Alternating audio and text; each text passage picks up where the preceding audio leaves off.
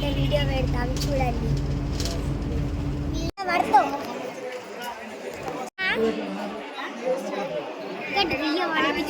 తీసిన అంత తీసిన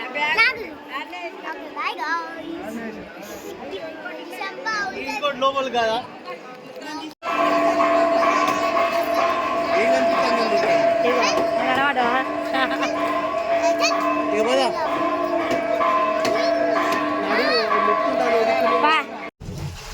హాయ్ గైస్, ఈరోజు అయితే మేము వెళ్ళవాడకు పోయినా చాలా రష్ ఉంది.